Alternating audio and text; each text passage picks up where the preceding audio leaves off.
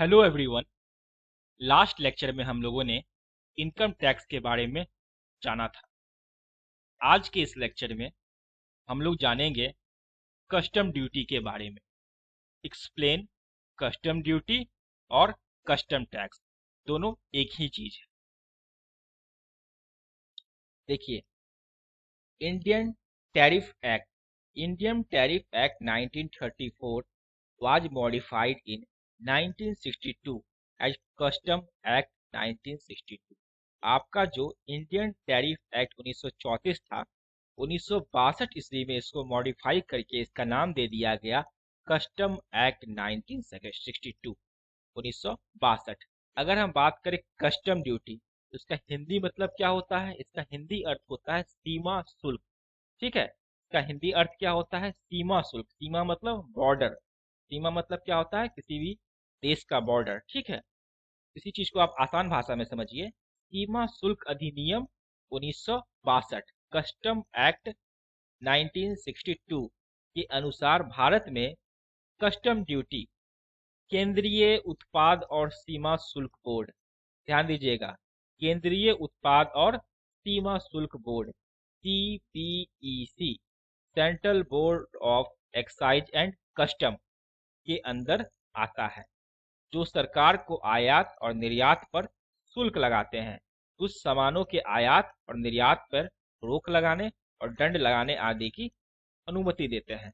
आपने सुना होगा, कभी आए दिन आप सुनते रहते होंगे कि सरकार ने इस चीज के निर्यात पर रोक लगा दी है या किसी पर्टिकुलर चीज के आयात पे रोक लगा दी है। इस सारा चीज जो होता है इसी डिपार्टमेंट के द्वारा होता है, सीपीईसी के द्वारा। और सरकार जो भी अगर कुछ निर्यात हो रहा है या बाहर देश से कुछ आयात हो रहा है, तो सरकार उस पर सीमा शुल्क लगाती है, उस पर वो कस्टम ड्यूटी लगाती है। These are the taxes these are the taxes related to import export, आयात और निर्यात से रिलेटेड है। फॉर एग्जाम्पल, उदाहरण के लिए, अगर मान के चलिए आप किसी दूसरे देश से या आयात करते हैं, क्या? Steel, chemical, drug, medicals, fertilisers, petroleum product किसी दूसरे देश से आयात करते हैं या अपने देश से किसी दूसरे देश में भेजते हैं, सरकार आप पर क्या करेगी? टैक्स लगाएगी। तो कौन सा टैक्स लगाएगी? कस्टम ड्यूटी टैक्स लगाएगी। ठीक है, सीमा शुल्क लगाएगी आपके ऊपर। इसी चीज के बारे में हम लोग को आज पढ़ना है। तो अगर देखा जाए तो duties are imposed on commodities imported in India और एक्सपोर्टेड फ्रॉम इंडिया।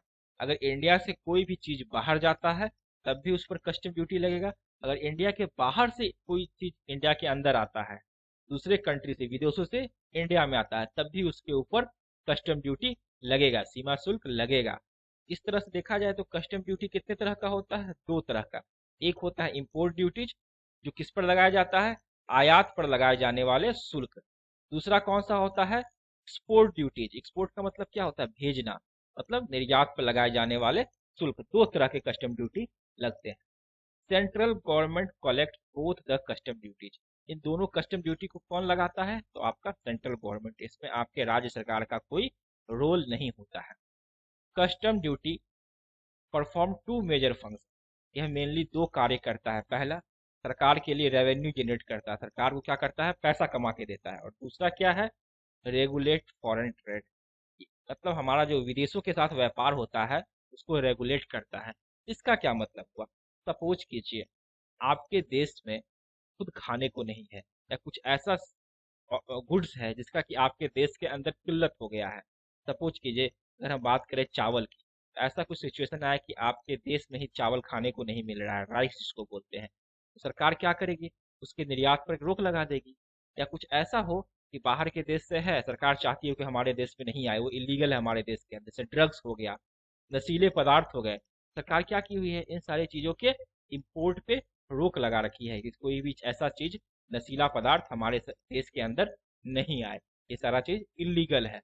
मेनली ये दो काम करता है। पहला कि आपके लिए पैसा जनरेट करता है, जनरेट रेवेन्यू, और दूसरा क्या है? Regulate foreign trade. ठीक है। The customs act applicable in all over India, पूरे भारतवर्ष में यह लागू है। आफ्टर 1991, 1991 के बाद there are significant reforms in the rules of custom duties. Custom duties के जो रूल रेगुलेशन थे उसमें बहुत सारे चेंजेज आए। आगे क्या है, it is an indirect tax.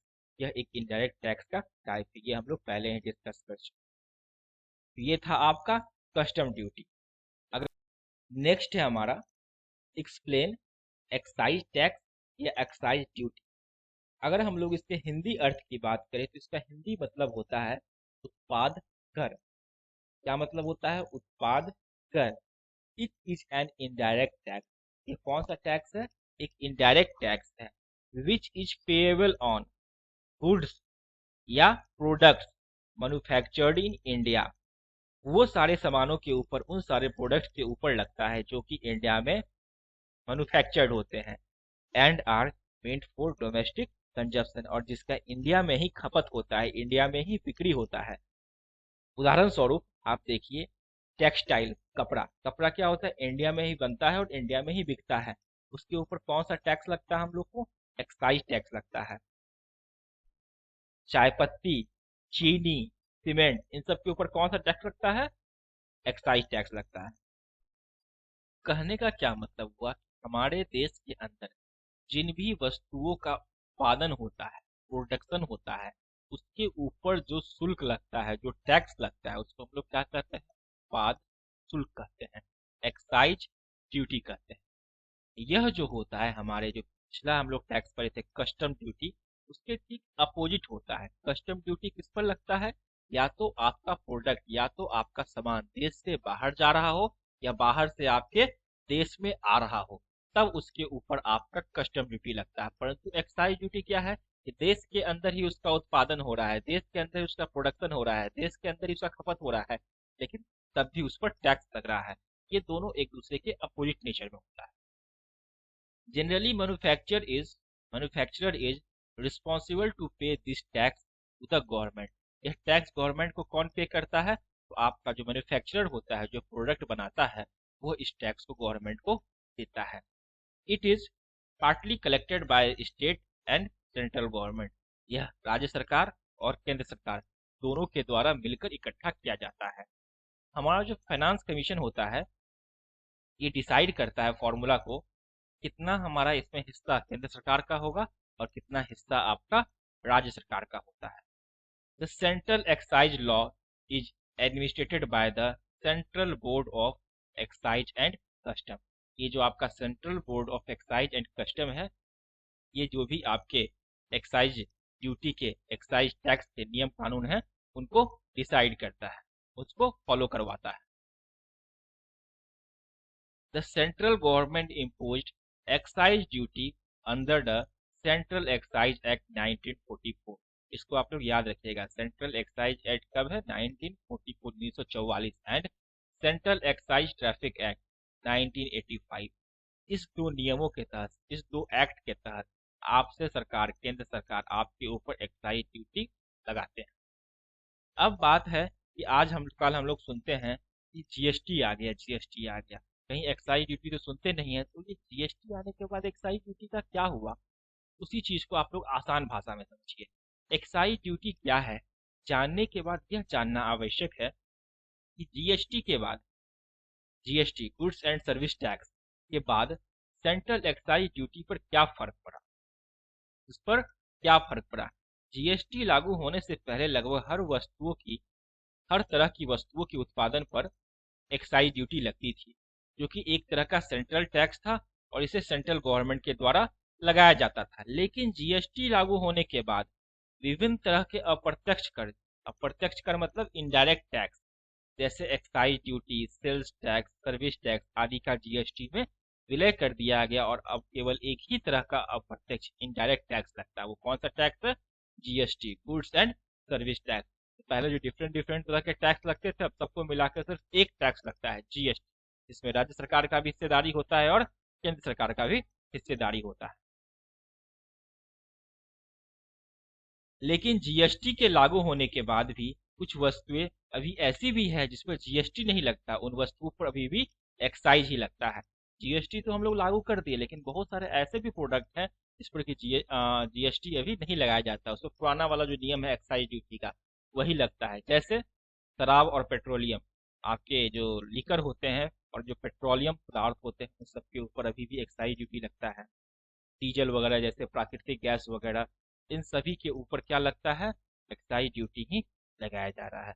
लेकिन पेट्रोल के दामों में लगातार हो रही बढ़ोतरी के कारण सरकार भविष्य में पेट्रोलियम पदार्थों को भी जीएसटी के दायरे में लाने का विचार कर रही है, परंतु अभी लाई नहीं है, अभी इसके ऊपर एक्साइज ड्यूटी ही लगता है। तो इस लेक्चर में हम लोगों ने मेनली किस किस चीज़ के बारे में पढ़ा, एक हम लोगों ने पढ़ा कस्टम ड्यूटी के बारे में और दूसरा हम लोगों ने जाना एक्साइज ड्यूटी के बारे में। नेक्स्ट वीडियो लेक्चर में हम लोग वीएटी, वैल्यू एडेड टैक्स के बारे में जानेंगे। अगर आपको इस लेक्चर में कुछ डाउट है, कोई चीज़ आपको अच्छे से समझ में नहीं आया हो तो प्लीज़ कमेंट बॉक्स में हमें बताइए। मिलते हैं अगले वीडियो में नए टॉपिक के साथ। धन्यवाद।